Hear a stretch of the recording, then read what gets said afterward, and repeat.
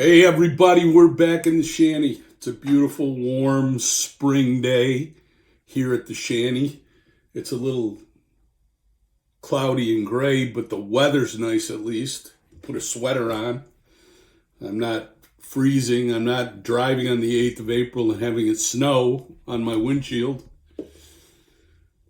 So that warm weather means, well, you know what that means. That means that we are only a couple of weeks away from the return, the triumphant return of the Warner Norcross and Judd annual Human Resources Seminar. And we're actually going to do it live and in person again this year. We're back.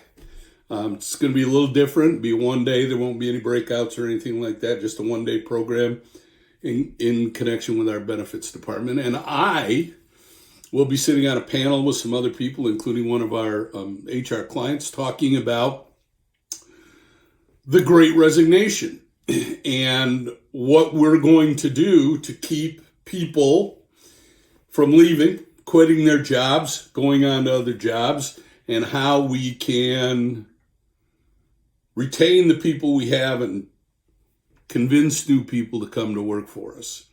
And we're going to talk about things like pay and benefits, and we're going to talk about things like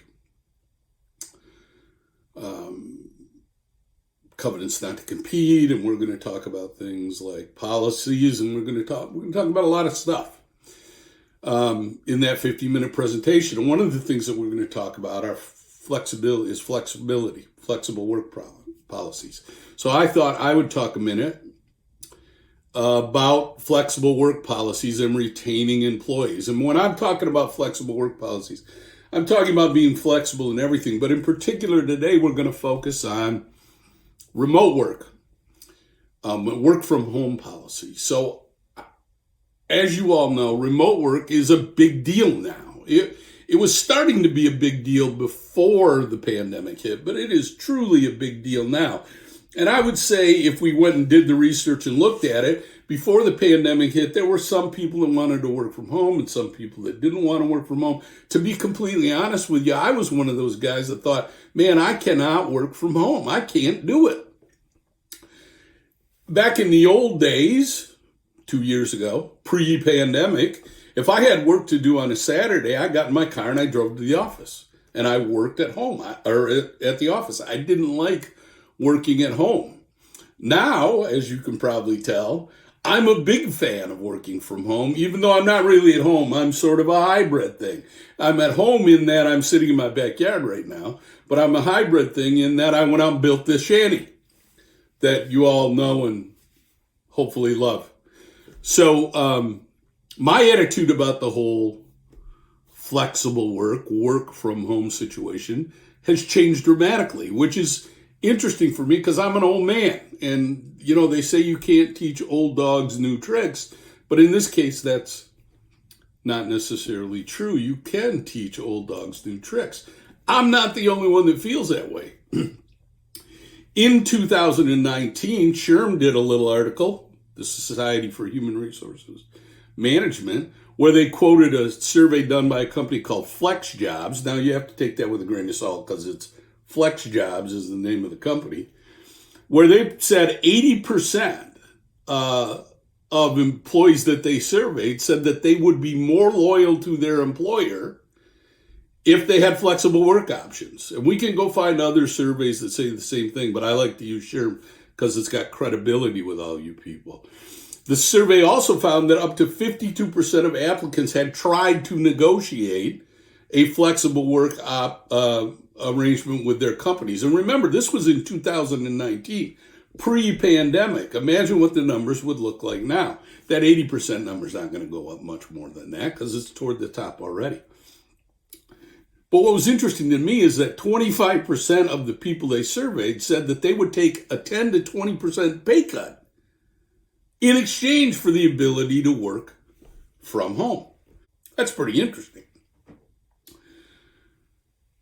Well, that would lead me to believe that now that we are past pandemic and we've all, even old goats like me that figured out that they could kind of liked it and could figure out that they work from home, that it's even more important now to consider flexible options like this if our goal is to retain our employees.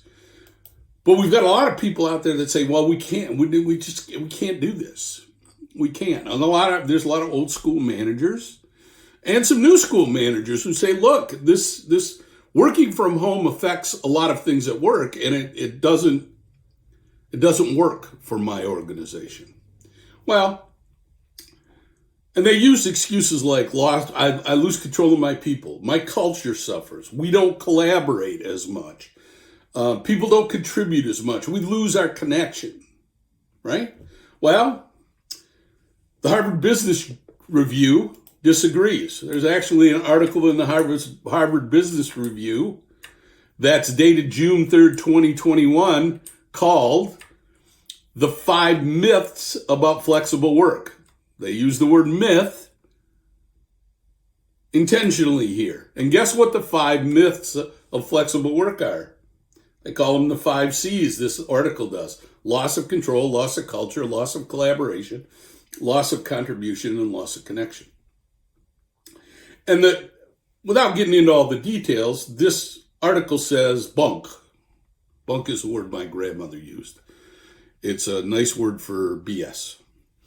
That these are myths, they're not true, and that good management practices can overcome these hurdles and can create a flexible working culture that works for everybody, company and employee included.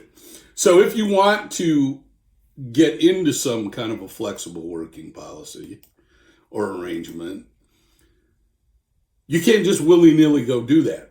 You need a policy. We have a policy. Big surprise there, right? But there's some things I want you to think about. And I've reviewed a bunch of these things over the last couple of months, half a dozen of them or so, where I've either helped write them or I've reviewed them or a little bit of both. But there's some things that I want you to think about as you're thinking about what your flexible work policy might include. Because you do have to have, you can't just say to people, go work from home. I mean, we did that. But we did it because the government said, go work from home, and we didn't have a choice.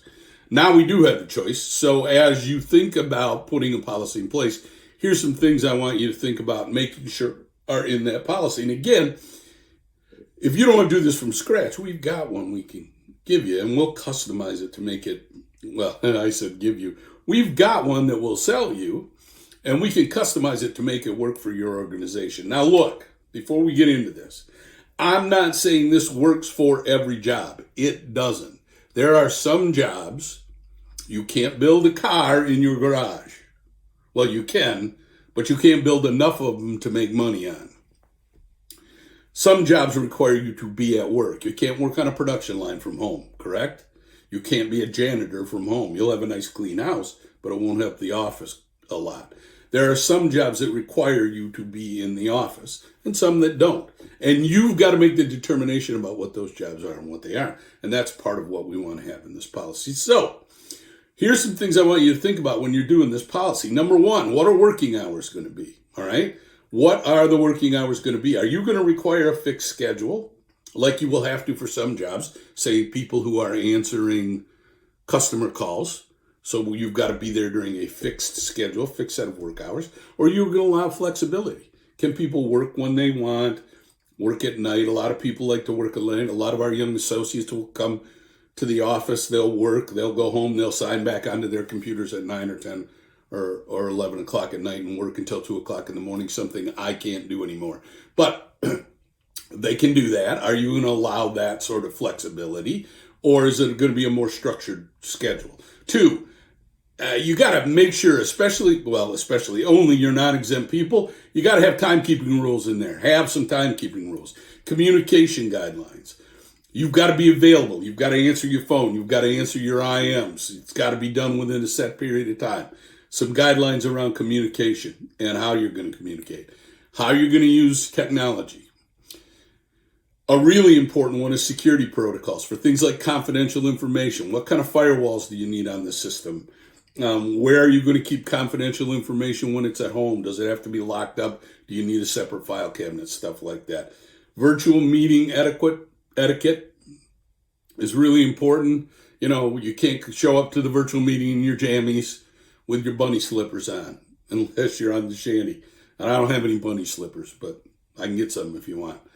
We're going to need an approval procedure for all this. We're going to need expense procedures for all this. We're going to need to put some boundaries around this. And we are going to have to explain to people that, hey, just because you work at home doesn't mean you aren't going to have to come to the office from time to time.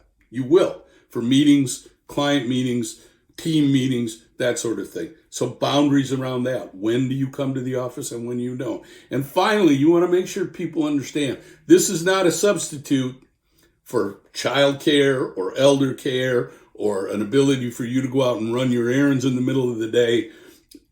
When you're at your home office, you have to act like you're at your office.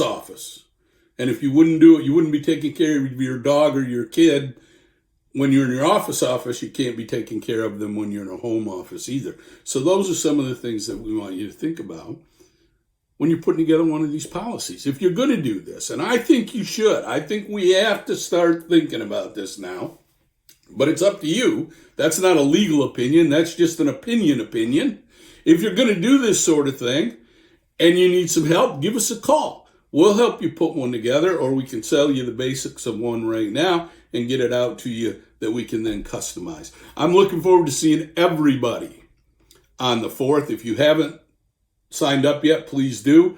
We're looking forward to seeing you all there and getting back together. Have a great couple of weeks, and we'll see you next time.